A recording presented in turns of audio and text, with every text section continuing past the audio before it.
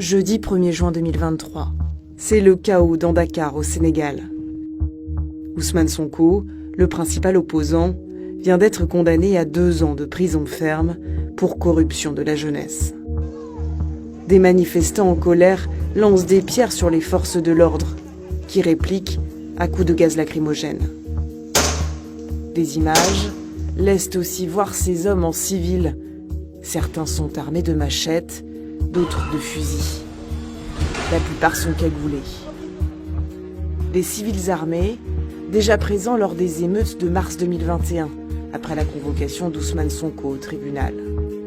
À l'époque, le gouvernement sénégalais expliquait que ces hommes étaient des policiers en civil.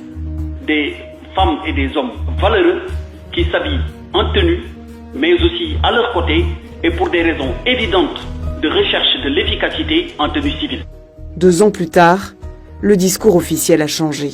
ndax ñi nga xamante ni ñoo ci rax te leneen tax leen a jóg maanaam dinañ tiire ci population bi te liñ ci jublu rek mooy fexe ba ñu jiiñ ni FDS yi ñoo ko. Alors qui sont ces civils armés? Pour qui travaillent-ils? Des images analysées par Le Monde et des conversations audio exclusives lèvent le voile sur l'organisation de ces hommes de main proches du pouvoir sénégalais. Sur cette vidéo publiée sur Twitter, cet homme, au t-shirt rouge, est équipé d'un fusil d'assaut. Il tire.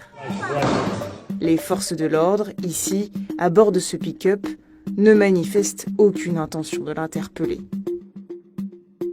Sur 3 autres vidéos, le même homme. Il réapparaît descendant d'un de ces pick-up blancs, à bord duquel on aperçoit également des membres de la police. Il semble faire partie intégrante de l'équipe de maintien de l'ordre. Ici, on le voit récupérer une arme d'un homme coiffé d'une casquette de police. Et pourtant, c'est l'exemple de cet individu que la police a utilisé lors de sa conférence de presse pour parler de manifestants instrumentalisés par l'opposition. Ce sont des images qui montrent des personnes détentrices d'armes à feu.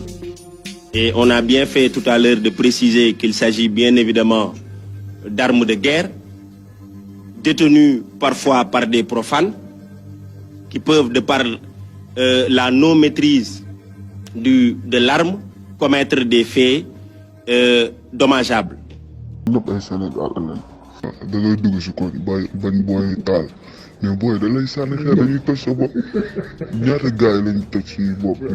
On était payé 20 000 francs CFA par jour. Nous nous retrouvions d'abord au siège du Parti Socialiste, puis les jeunes de Colobane nous ont repérés. Ce n'était pas un endroit sûr. On est ensuite allé au siège de l'APR, là-bas c'était plus sûr.